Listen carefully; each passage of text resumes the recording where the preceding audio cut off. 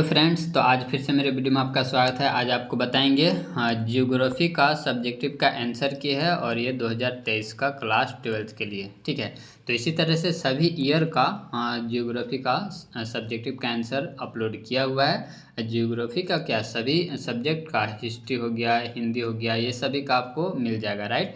और प्लेलिस्ट बना हुआ है क्लास 12th आंसर, उसमें आपको सारे वीडियोज़ मिल जाएंगे, तो उसमें आप जा करके देख सकते हैं और अपने रिवीजन को मजबूत बनाएं। ठीक है, जितना सारा सब्जेक्टिव का अपलोड करें अगर वो सभी आप देख लेते हैं तो आपका एग्जाम अच्छा जाएगा। ठीक है, चलिए तो देखते हैं हम लोग क्वेश्चन नंबर 1 से। तो ये रहा क्वेश्चन नंबर 1, इसमें लिखा प्रवास को परिभाषित करें। ठीक है, तो प्रवास कई बार ये पूछा हुआ है, राइट। इसको आप देख सकते हैं, नहीं तो खुद से भी इसका आंसर कर सकते हैं। ये रहा आंसर प्रवास का। इसमें लिखा हुआ है व्यक्तियों के एक स्थान से दूसरे स्थान में जाकर बसने की क्रिया को प्रवास कहते हैं। किसी दूसरे स्थान में आकर बसावट की प्रकृति के आधार पर इस प्रवास को पहला है अस्थायी अथवा अस्थायी कह सकते हैं। अस्थायी प्रवास में आए हुए व्यक्ति बसावट के बाद वापस अपने मूल स्थान नहीं जाते हैं। ठीक है, तो ये रहा इसका आंसर। चलिए नंबर 2 है, इसमें लिखा हुआ कर्तन और दहन कृषि को परिभाषित करें। तो ये रहा कर्तन और ये रहा दहन। ठीक है, इसका आंसर देख लीजिए।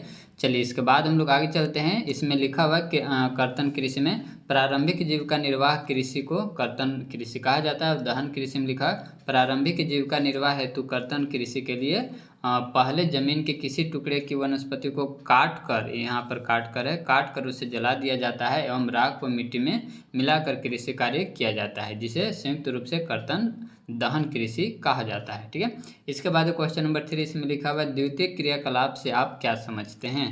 तो ये रहा इसका आंसर, इसको आप देख लीजिए। ठीक है, इसमें लिखा हुआ है वे आर्थिक क्रियाएं जिनमें प्राथमिक व्यवसाय जैसे कृषि, पशुपालन, खनन आदि से प्राप्त उत्पादों को शक्ति चालित मशीनों द्वारा अथवा हाथ द्वारा अधिक उपयोगी वस्तु में परिवर्तित किया जाता है, तो इन्हें द्वितीय क्रियाकलाप कहा जाता है। आप पढ़े होंगे क्लास 10th में भी प्राथमिक, द्वितीयक और तृतीयक, वही द्वितीयक है। ठीक है, तो ये रहा इसका आंसर हो गया। इसके बाद क्वेश्चन नंबर 4 देखिए, क्वेश्चन नंबर 4 में लिखा पर्यटन क्या है। तो इसमें आंसर लिखा हुआ है लोगों का अपने मूल निवास स्थानों और कार्यस्थलों से थोड़े समय के लिए अन्य स्थानों पर रहना अथवा मनोरंजन आदि अनेक क्रियाकलापों में लगे रहना ही पर्यटन है। इसमें सभी उद्देश्यों से की गई यात्राएं सम्मिलित हैं। वर्तमान समय में पर्यटन आय और रोजगार के अवसर में वृद्धि करने अथवा जीवन स्तर को ऊंचा उठाने का एक अच्छा साधन है। इसके बाद क्वेश्चन नंबर 5 है, इसमें लिखा परिवहन से आप क्या समझते हैं। तो ये रहा इसका आंसर, राइट। इसको देख लीजिए। चलिए इसका नंबर 6 में ग्रामीण बस्तियां क्या है। ठीक है, तो आंसर ग्रामीण बस्ती अधिक निकटता से तथा अप्रत्यक्ष रूप से भूमि से निकट संबंध रखती है। यहाँ के निवासी अधिकतर प्राथमिक गतिविधियों में लगे रहते हैं, उसको कहते हैं ग्रामीण बस्तियाँ। ठीक है, 7 है, इसमें लिखा कोई भी एक लौह खनिज का नाम लिखें। तो ये रहा इसका आंसर। इसके बाद क्वेश्चन नंबर 8, इसमें लिखा हुआ क्वेश्चन नंबर 8 में देखिए, क्वेश्चन नंबर 8 में लिखा कुटीर उद्योग के किन्हीं 3 विशेषताओं का उल्लेख करें। तो ये रहा। ठीक है, आप इनमें से कोई 3 याद कर सकते हैं। ठीक है, इसके बाद क्वेश्चन नंबर 9, तो देखिए इसमें लिखा सड़क परिवहन के 3 लाभ बताइए। तो ये रहा पहला लाभ रहा, बाकी का आंसर तो इसको आप देख लीजिए। ठीक है, चलिए इसके बाद नंबर 10 है, इसमें लिखा हुआ गैर परंपरागत ऊर्जा स्रोतों का वर्णन कीजिए। इसका आंसर इसको आप देख लीजिए। ठीक है, सौर ऊर्जा और पवन ऊर्जा, बाकी का भी आंसर इसका दिखाते हैं। ये रहा बाकी का आंसर, तो ये 5 मार्क्स वाला में भी काम आ जाएगा। ठीक है, क्वेश्चन नंबर 11 में करा वर्षा जल संरक्षण की किन्हीं 3 विधियां बताइए। तो ये रहा इसका, देख लीजिए, राइट। और इसको आप अच्छे से नोट डाउन भी कर लीजिएगा। चलिए इसके बाद हम लोग आगे चलें। तो नेक्स्ट आपका क्वेश्चन नंबर 12, तो ये क्वेश्चन नंबर 12 हो गया। इसमें लिखा हुआ भारत में हरित क्रांति की 3 मुख्य उपलब्धियों का वर्णन कीजिए। तो ये रहा इसका आंसर, इसको आप देख लीजिए।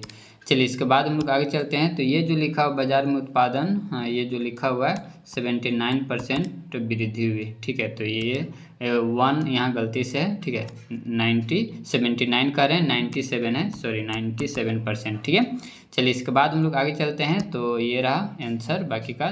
चलिए इसके बाद हम लोग क्वेश्चन नंबर 13, तेरा क्वेश्चन नंबर 13, इसमें लिखा गुच्छित बस्तियों के प्रमुख विशेषताओं का वर्णन कीजिए। तो ये रहा आंसर।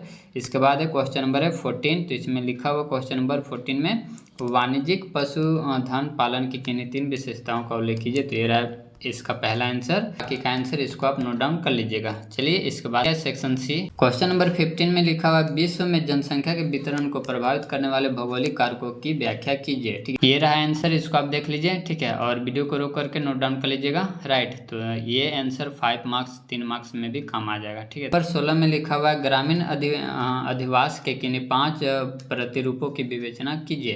तो ये रहा इसका आंसर, इसको आप देख लीजिए। चलिए, तो ये रहा आंसर, इसको आप देख लीजिएगा। चलिए इसके बाद आगे रहा बाकी का आंसर, इसको आप नोट डाउन कर लीजिएगा। चलिए तो आंसर आप लिख लीजिएगा। चलिए इसके बाद तरह इसमें लिखा हुआ किसी उद्योग की